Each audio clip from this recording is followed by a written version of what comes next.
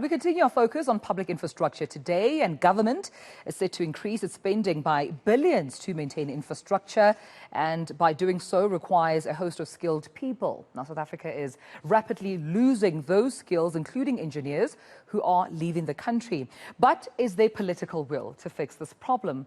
Political analyst Sipho Seepe, of course, speaks to us this morning, joining us via Zoom to take this conversation further. Prof, thank you so much for your time and good morning to you. That's precisely the question. In your opinion, is there political will to fix the infrastructure problem that clearly is evident in South Africa? Well, the government has made such a pronouncement in the last 5 years and also beyond. One would have to measure that against whether South Africa is a construction site. And the answer is that we are not yet there. And also, it's not only about having new infrastructure, but it's also about maintenance. And I think we are failing. I mean, we're failing even at the most basic level of dealing with things like potholes. So it is one must go beyond the political commitments. It is more in terms of whether the government is going to put money into that space. And I think we can comfortably say the evidence suggests otherwise. Yeah, with that being said, I mean, billions were promised, Prof, to be invested into infrastructure development to fix the collapsed and ailing infrastructure. But where's the money? Why aren't we seeing more results? Why aren't we seeing, like you said, even the basics of potholes being fixed? Where's the money going? Where's the money trail here?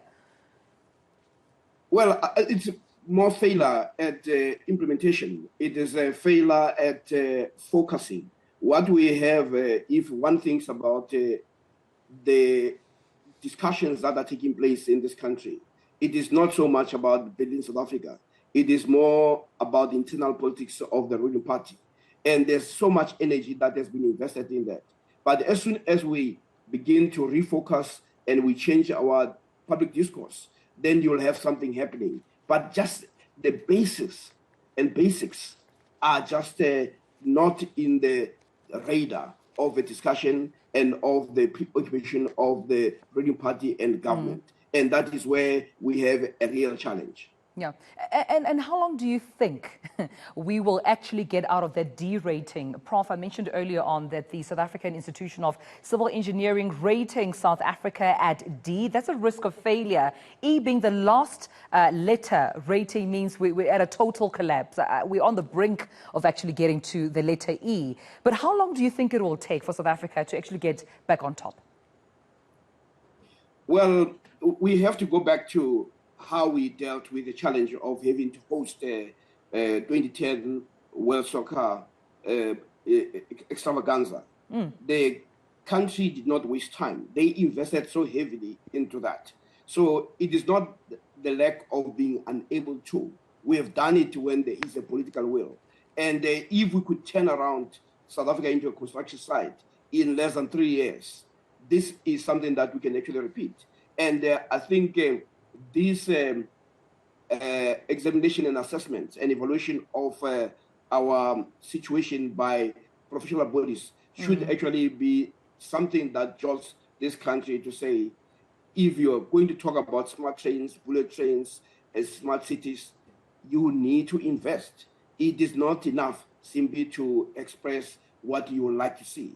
And also, we must also change our discourse, because that which is talked about is that which actually happens. So if there's more talk about other things, the focus and energy will be in that direction, and the investment will follow, or the money that to be invested will be almost aligned to that which gets discussed. Right.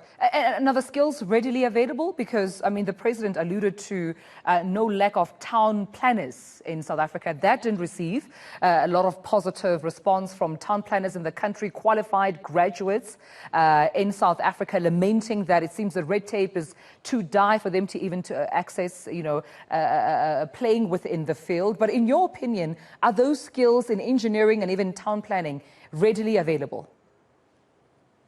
The skills are available. And as a matter of fact, most of the people are looking outside this country to be able to find jobs to provide those skills to those who want to take them. And it is not an accident that the town planners reacted the way they did, because a number of them are out there unemployed. And they are actually saying, at the rate at which this country is focusing on the real issues, they will end up being unemployable. Because if you are not going to be busy in your skill of your training, you end up becoming useless. So the issue is not so much the absence of skills. I mean, this is an old argument that some of us have had. There was a time when you could not find the blacks until we took over. And then we could find so many black people who were very qualified and even more qualified than the people who were telling us that there are no black people. We have a challenge of racism in this country. We have a challenge of attitude. Government also would also not even take black professionals. You just have to look at the Zondo Commission. In the last few years, most of the lawyers who were employed by the Zondo or brought in were largely white. And this is a country where we have so many lawyers. So there's a problem with an attitude by those. So when we deal with these issues, we must deal with the issue of attitudes. We must also deal with the issue of racism. A black child is unlikely, despite their qualification, to be employed by people who own the economy, who don't look like him or her. So those are some of the challenges that we face when we talk about the skill shortage. But we should also say, a few years ago, there was an investment in making sure that we have technical colleges, vocational colleges, and also new degrees. At my own university, we also have introduced an engineering degree where we're going to be providing a number of skills in that direction. Yes, we do need to focus in having more people with science, technology, and engineering.